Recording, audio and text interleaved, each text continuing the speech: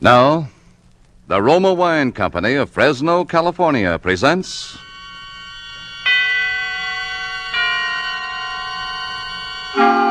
Suspense.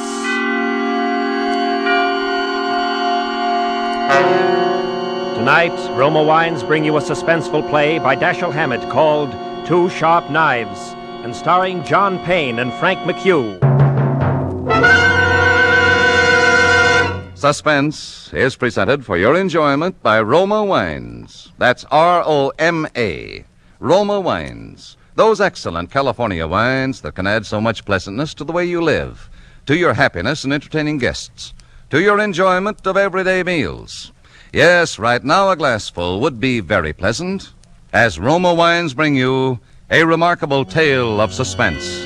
And with the drama called Two Sharp Knives, and with the performances of Mr. John Payne as Scott Anderson and Mr. Frank McHugh as Wally Shane, Roma Wines hope indeed to keep you in suspense. Shortly after 2 a.m., a poker game was breaking up at Ben Camsley's, the doctor coroner of Deerwood City.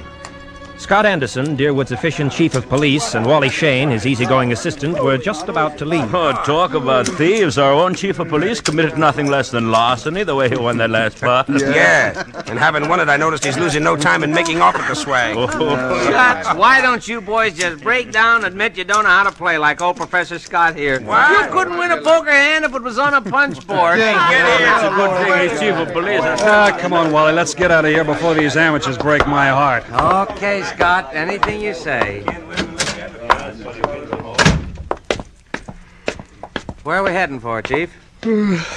Just across the street, Wally. Railroad station. Oh, shucks. Aren't you afraid of the excitement? Don't you think that watching the 211 come in is apt to be too much for your blood pressure? Well, if it is, Wally, you can always carry on. You've been a fair imitation of an assistant to me for some time now. Yeah? Yeah. If anything happens to me, you'd be chief. Don't worry, it won't be any harder for you to fool the public as chief. Hi, Elmer. Hi. Oh, howdy, Scotty.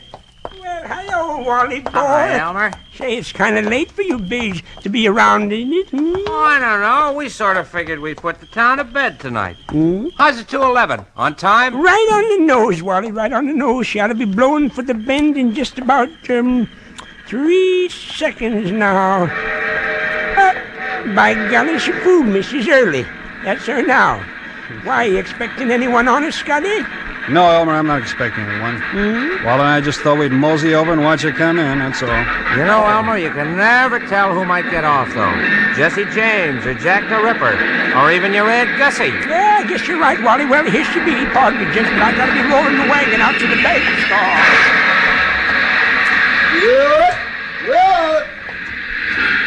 Hey, Elmer. How's it going? Oh, I can't complain, Cap. Well, maybe you can, Elmer, but I sure can. You hold us up with that freight there. How much more? No. This is the last piece now. Oh.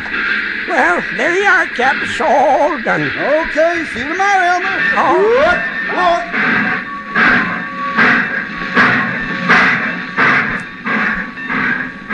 Hey, Scott, you see what I see? If you mean, do I see the man who just got off that train, the answer's yes. Well, he's a ringer for the guy we got that circular about. That is the guy. Well, then, what do we do now? We take him, Wally. Let's go. Whatever you say, Scott. Here he comes, over toward the taxi stand. Driver, I want to go to the Deerwood Hotel. Oh, never mind. I see the hotel sign just a few blocks down the street. Sorry. I'll walk.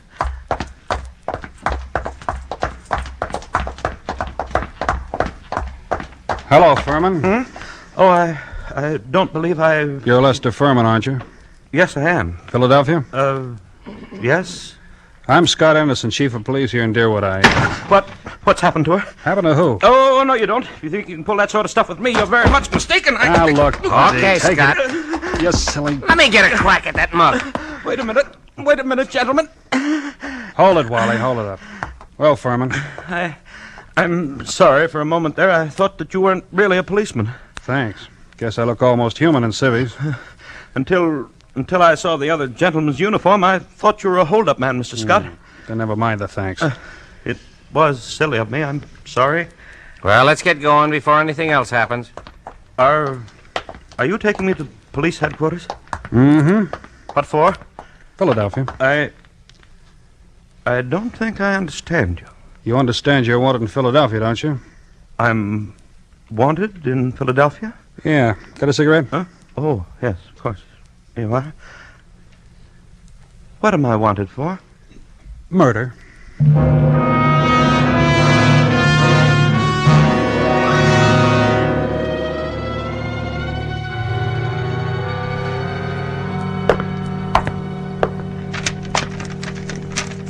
Here we are. Here's the circular on Lester Ferman. It was sent out by the Trans-American Detective Agency in Philadelphia. $1,500 reward for the arrest and conviction of Lester Ferman, alias Lloyd Fields, alias J.D. Carpenter, for the murder of Paul Frank Dunlap in Philadelphia on December the 8th, 1942. Oh, no. Take a look at it. Well, It's a lie. you're Ferman, aren't you? Yes. The photograph reproduced in the circular is a picture of you, isn't it? Yes, it is, but I can't Here, understand. you better sit down. Well, what we got here? We got Lester Ferman. Oh, that Philadelphia. You lucky stiffs. Now you and Wally spent $1.50 reward, though. Jeez, I've never seen nothing like it. If it ain't vacations in New York at the city's expense, it's reward, Moolah. George, someday, if you don't remember you're the jailer around here and not the DA, you're going to be wearing your teeth on the outside of your lip, and I'll be the guy who arranged it that way. You understand? Oh, just 'cause you caught a guy who's hot in Philadelphia. It's a lie. I never killed anybody. I won't be framed. I won't be Oh, framed. shucks. Take it easy, Ferman. Save it for the Philadelphia police. We're just holding you for them. If anything wrong, it's there, not here. But it's not the police. It's the Trans-American Mr. Anderson, I suppose you're sure there's nothing I can do. There's nothing anyone can do till morning. All right, George, you take Ferman now and lock him up. Come along, darling. We ain't had nobody in our little hoosegow for 3 days running. You'll have it all to yourself, just like a suite at the Ritz. Well, good night and thank you. Make him as comfortable as you can, George. If he wants anything sent in, okay. He's valuable, huh? Now, if some bum didn't mean a nickel to you, maybe I ought to take a pillow off my own bed for him. And nuts. He's just like the rest of them to me. Shut up! Perhaps you forgot my remark about your teeth a while back, George. Any day now, I'm going to forget your uncle's county chairman and throw you back in the gutter just to see how high you'll bounce. Remember that. Do all the talking you want, but do what I tell you. Oh, shucks, Scott. George don't mean nothing. He's just money mad. Okay, I'm going home now. If it's anything urgent, I can be reached there. But I don't want to be disturbed unless it's urgent.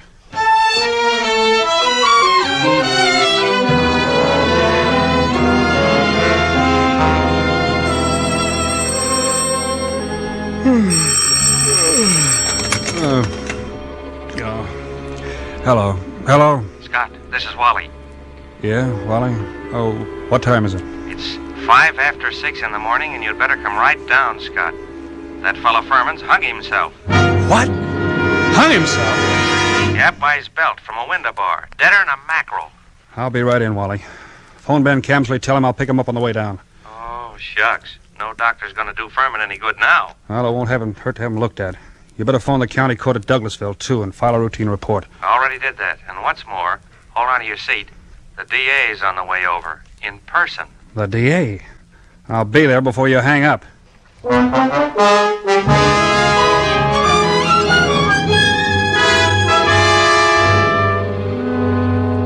For Suspense, Roma Wines are bringing you as stars Mr. John Payne and Mr. Frank McHugh, whom you've heard in the first act of Two Sharp Knives by Dashiell Hammett, which is Roma Wines' presentation tonight of Suspense.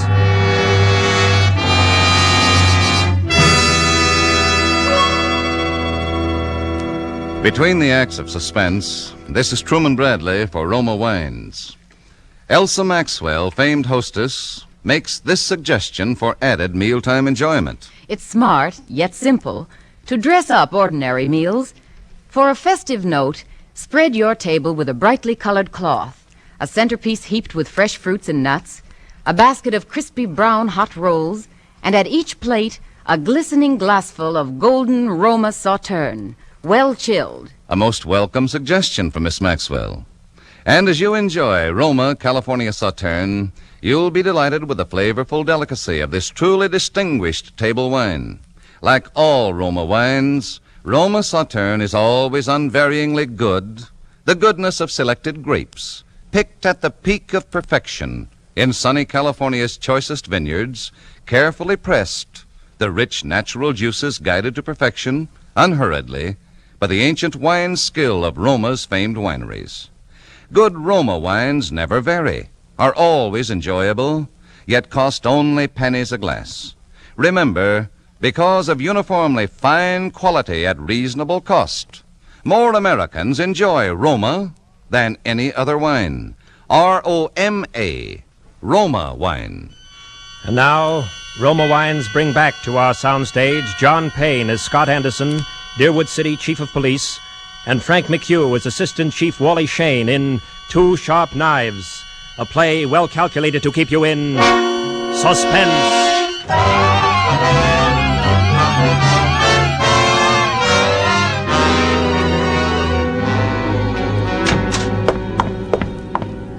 Come on in, Chief. Good old Ted Carroll, the DA's here, and he's plenty hot under the collar. Yeah, what's he burning about? Oh, he's just mad. He's run up quite a phone bill for us, too. Been calling Philadelphia every couple of minutes since he got here.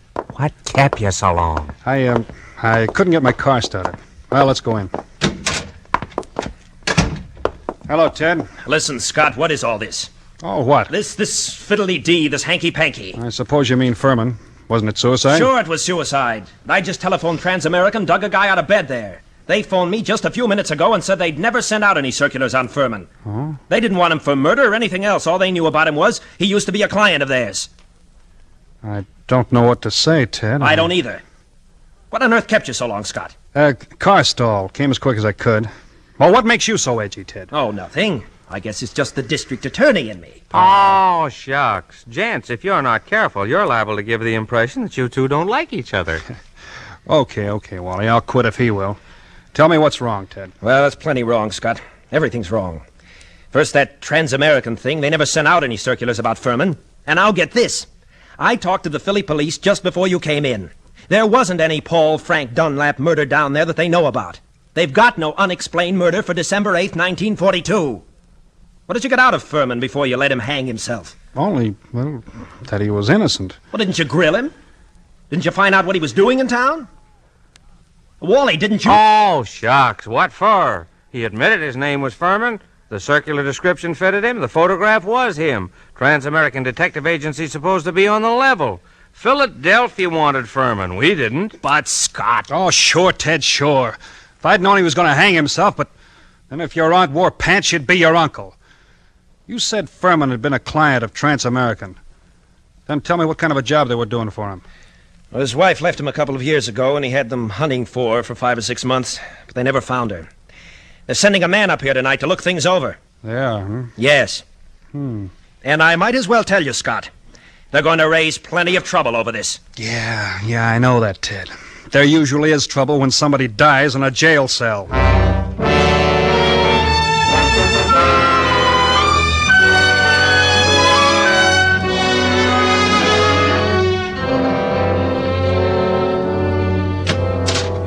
Chief Anderson? Yeah, come in. They told me I'd find you here. I'm Carl Rising, assistant manager of Trans-American Detective Agency in Philadelphia. This is Mr. Wheelock, who was Lester Ferman's personal attorney. How do you do? Glad to know you, Mr. Rising. Mr. Wheelock, this is Wally Shane, my assistant. How are you? How do you do? I know you gentlemen are already in possession of most of the details concerning Mr. Ferman from the time he arrived in Deerwood until the time of his death. But perhaps you don't know that the police of most towns in our corner of the state have also received copies of this reward circular. Get it for him, will you, Wally? Here you are. Why, this circular is a forgery. Wow. You're sure it's a forgery, Mr. Rising? Oh, yes, there's no doubt about it. And it's an excellent forgery. The paper, style, and type are almost exactly like those we use at Transamerica. Almost, but not quite. Wow, what do you know? A forgery. Tell me, Mr. Wheelock, was Mr. Ferman a native Philadelphian? Oh, my, yes. He was well-known, respectable, prosperous citizen of Philadelphia. Married, wasn't he? In 1934, he married a 22-year-old girl named Ethel Bryan, daughter of a Philadelphia family. And the Fermans had a child, isn't that right, Mr. Wheeler? Yes, born in 1936. But the child lived only a few months. Mrs. Ferman's wife disappeared after the child's death. What year was it she disappeared? Mr. Rising should remember that. His agency worked on that matter. Yes, I remember it very well. Mrs. Ferman disappeared in 1937. We never heard anything of her again, although Ferman spent quite a lot of money trying to locate her. Ferman never divorced her, huh? No, sir. I should say not. He was very much in love with her. And he seemed to think that the kid's dying made her a little screwy so that she didn't know what she was doing. That's right, isn't it, Mr. Wheelock? Well, that is my belief, Mr. Rising.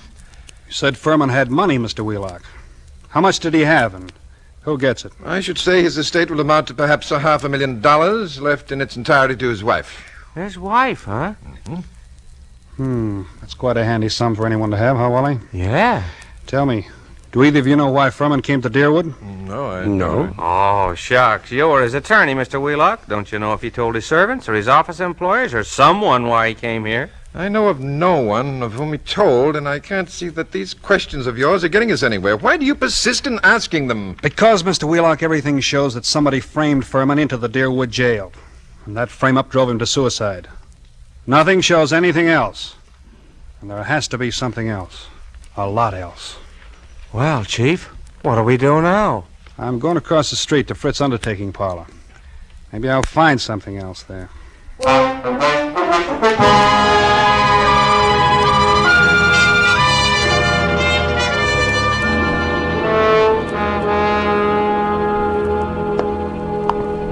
You find anything at the undertaking parlor, Scott? Nah, not much. Well, I was over there myself just after you left, and I did. You did? What? Well, I saw these... Save it, Wally. Come in. Hello. Am I butting into anything here? Oh, shucks, no. You know the coroner's report is always welcome at a time like this, Doc? What's on your mind, Doc? Well, is it all right to talk here? I mean, can anyone hear us? No, go ahead, talk. Listen, Scott, 2 of those bruises showed. What bruises? Ferman, up under the hair, there were 2 bruises. Why didn't you tell me? I am telling you, Scott. You weren't here when I made my examination. You were off chasing some stick-up hoodlums. This is the first time I've seen you since then. But why didn't you spill the stuff about Ferman's bruises when you were testifying at the inquest, Ben? I'm a friend of yours. Do I want to put you in a spot where people say you drove this fellow to suicide by third-degreeing him too rough? Oh, shucks, Doc. You're nuts. How bad was Ferman's head? Well, that didn't kill him, if that's what you mean. There's nothing the matter with his skull, just a couple of bruises that nobody would notice unless they parted the hair. It killed him just the same. You and your friendship that... Hello. Yeah, Fritz. A couple of ladies? Who are they? Oh, okay, I'll wait. I've got to run along now, Scott. Okay, I'll see you later. Right. It's Fritz at the undertaking parlor. A couple of ladies want to see Ferman's body. He's going to ask why. That's what I was going to tell you, Scott. When I was over there, I saw... Hello. Oh, are you one of the ladies who wants to see... You're Ferman's wife. Mrs. Ferman, Oh, then by all means, Miss Ferman. Only when you're through over there, I want you to come over to my office. I've got some things I want to ask you. Right. Well, what do you know about that? Ferman's wife. That's what I've been trying to tell you. I saw him. And one of them's Hotshot Randall, a babe with a record as long as your arm. She's one of that mob you had me working on in New York last summer. She know you? Sure, but not by my right name. She thinks I'm a Detroit rum runner. No, I mean, does she recognize you just now? I don't think she saw me. Anyway, she didn't give me a tumble. Okay, Wally, stick around a while, but stay out of sight. Maybe I'll be bringing these dolls back with me. Whatever you say, Chief.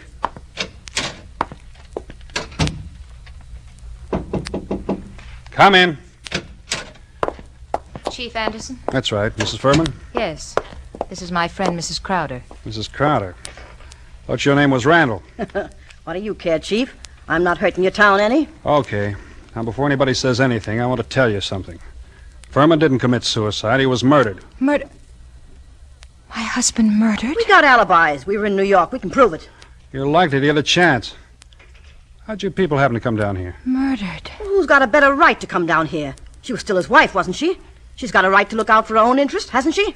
Yeah, that reminds me of something. Excuse me just a second. I gotta make a phone call in the next room. Oh, murdered. Oh, take it easy now. Hey, Hamill. Yeah, Chief? I want you to have someone get hold of that lawyer, Wheelock, before he leaves town and tell him I want to see him. And is Wally around? No, he's not here. He said you told him to keep out of sight. I'll find him for you, though. Right. Tell Wally I want him to go to New York tonight. Send Mason home to get some sleep. He'll have to take over Wally's night trick. Okay. Feeling better, honey, now? Mr. Anderson, do you think I had anything to do with with his death? I don't know, Mrs. Ferman. I know he was killed. I also know he left something like $500,000. Dollars? Dollars. All right, Chief. Now, don't be a clown. The kid here didn't have a thing to do with whatever you think happened. No? No. We read about Lester Ferman committing suicide in yesterday morning's paper, and about there being something funny about it. And I persuaded her she ought to come down to Deerwood, and that's all. Mr. Anderson, I wouldn't have done anything to hurt Lester. I left him because I wanted to leave him, but I wouldn't have done anything to him for money or anything else. Well, if I'd wanted money from him, all I'd had to do would have been to just ask him for it. That's so. Well, he used to put ads in the paper telling me if I wanted anything to let him know, but I never did. You can ask his lawyer, Mr. Wheelock. Anybody who knew anything about it can tell you that. Yeah, that's the truth, Chief. For years I've been telling Ethel she was a chump not to tap him, but she never would. I had a hard enough time getting her to come for her share, now that he's dead and got nobody else to leave it to.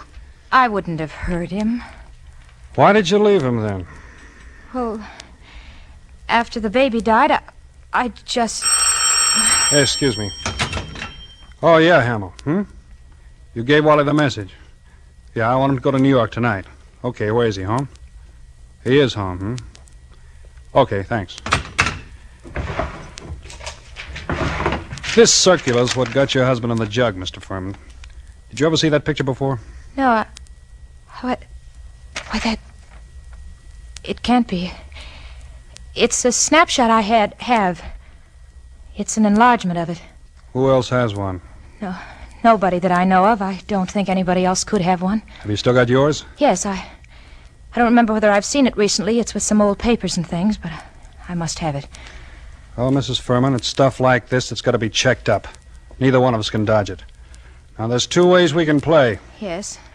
I can hold you here on suspicion till I've had time to check things up, or I can send one of my men back to New York with you for the checkup. I'm willing to do that if you'll speed things up by helping him all you can. And if you'll promise me you won't try any tricks. I promise. I'm as anxious as you are to track this down. All right. How'd you come down? We drove. That's my car, the big green one across the street. Fine. Then my man can ride back with you. But no funny business. Funny shumminy. What do you expect, her? Huh? Oh, send him in. Hello, Mr. Wheelock. Is this really Mrs. Ferman? Yes, that's really her, all right. Fine. How do you do? You wait here, Wheelock. I'll be back in a little while. Come on, girls. Where are we going? We're going to solve a murder, sister.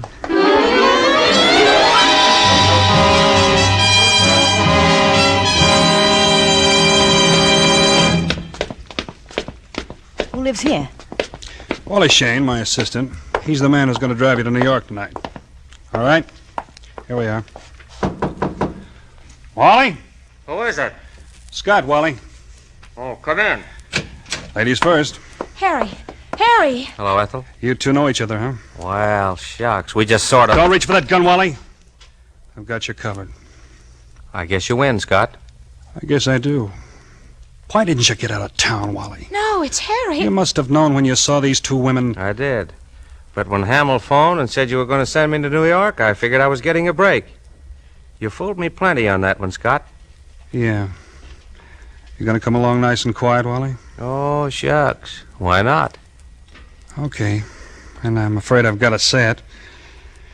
Wally Shane, I arrest you for the murder of Lester Ferman.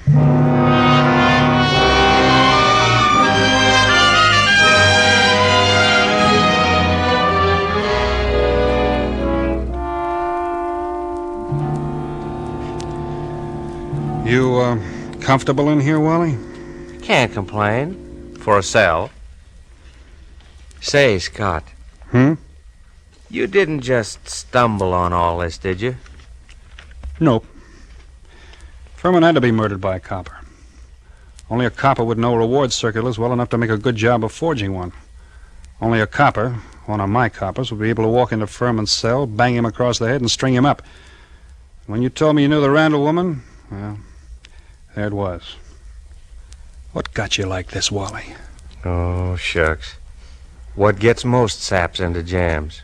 A yen for easy dough. I'm in New York, see, Scott? Working on that Dutton job for you. Then I run into this Ethel Ferman, and she goes for me like a house afire. Like her, too, so that's dandy. But one night she tells me about how much dough her husband's got, and how it would all come to her if... Well, I got to thinking. Thinking what? I think she's nuts enough about me to marry me. I still think she'd marry me if she didn't know I killed him. So anyway, I did it. I swiped that snapshot. I sent those circulars out. To a lot of places, you know, not wanting to point too much to this one. And when I was ready, I phoned Ferman and I told him to come to the Deerwood Hotel that night, and sometime before the next night he'd hear from his wife, Ethel. I knew he'd fall for any trap that was baited with her. Oh, shucks. I guess I'm not as sharp as I thought I was. Maybe you are, Wally, but that doesn't always help. Old man Camsley's, Ben's father, used to have a saying. To a sharp knife comes a tough steak. I'm sorry you did it, Wally. I always liked you. I know you did. I was counting on that too, Scott. But... oh, shucks.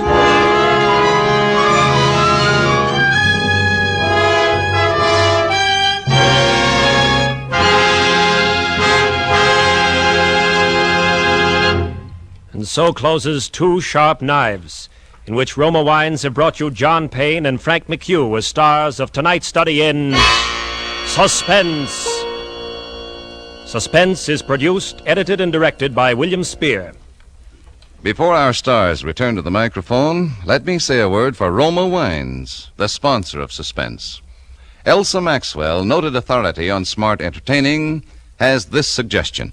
When the thermometer rises, it's time for cooling, refreshing drinks. Enjoy the taste thrill of frosty cold, thirst-quenching Roma refreshers. A Roma Sherry Cobbler is a gay and colorful drink, simple to prepare with distinguished Roma California sherry. Miss Maxwell has an excellent idea there. And America's smartest drink, the Roma Sherry Cobbler, takes but a jiffy to prepare. Here is how. In a tall glass, dissolve 1/2 teaspoonful sugar in 2 tablespoons lemon juice. Half fill the glass with delicious Roma sherry. Add ice to fill, stir well, and you have the most delightful summer refresher you've ever tasted. You know, June is the month of weddings and anniversaries, and a most distinguished way to honor this year's and yesteryear's June bride is by serving delicious Roma California champagne.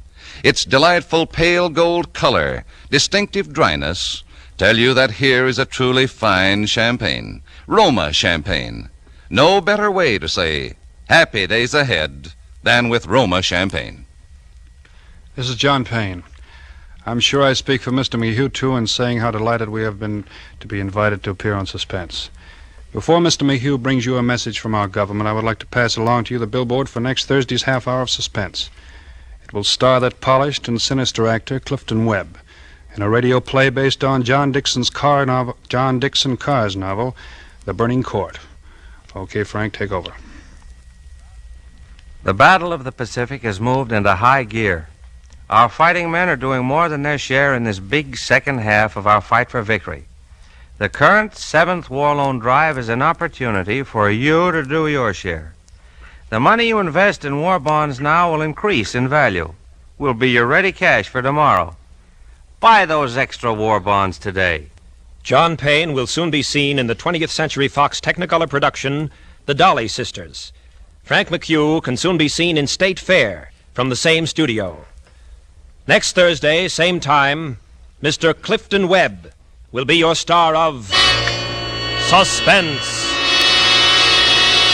Presented by Roma Wines, R-O-M-A, made in California for enjoyment throughout the world. This is CBS, the Columbia Broadcasting System.